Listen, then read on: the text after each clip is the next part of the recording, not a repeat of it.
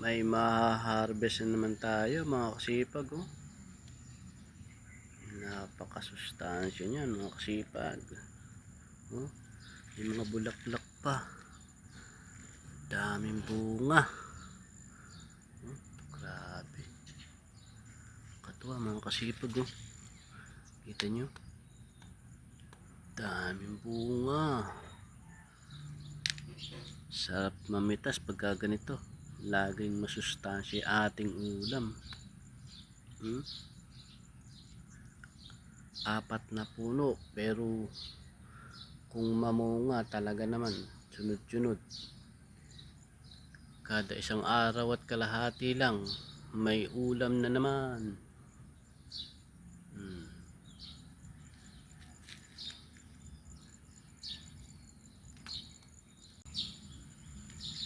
Tara, pitasin natin ito mga kasipag, oh.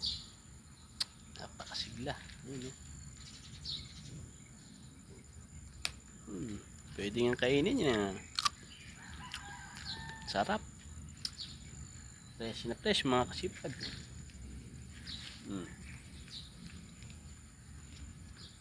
Opya. Napakalutong, ah. Sarap. Tamis. Tamis mga kasipag. Lutong. Sarap.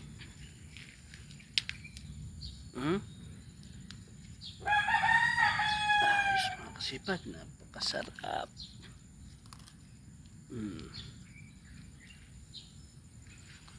Ayos, oh. Yan, sa mga susunod na araw na lang iba.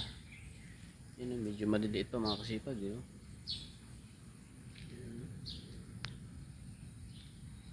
Sisigla. Ayos nito, kahit mga ilang piraso lang, oh. Napakasustansya niyan.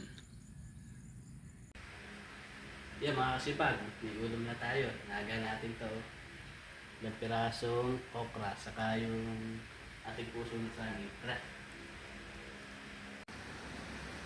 Yan mga kasipag, lagain muna natin itong ating ulam. Napakasustansya ng ating ulam. Talagang panalong panalo to mga kasipag. Sausaw natin yan mamaya sa bagoong isda na may sili. Talagang mapapalaban na naman ang ating kaning baho nito mga kasipag. Dahil tayo mga kasipag, oh. Simpleng ulam. Ulam sa kabukiran mga kasipag, yan. Mga nilagang sili, nilagang okra, saka nilagang puso ng saging. Sausaw lang natin dito mga kasipag, oh. Sa may suka na may sibuyas, saka sili. Grabe, panalo yung ating ulam, oh. Talaga naman, napapakain naman tayo. Tara mga kasipag, kain tayo. Grabe mga kasipag, oh.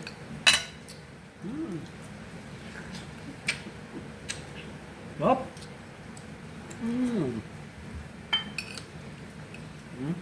Sige.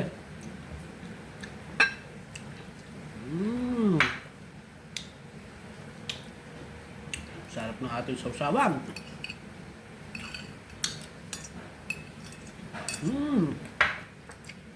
Grabe.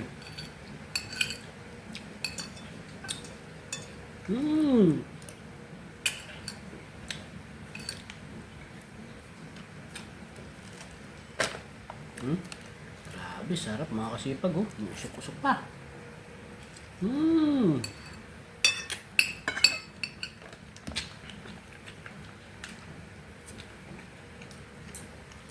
Sarap.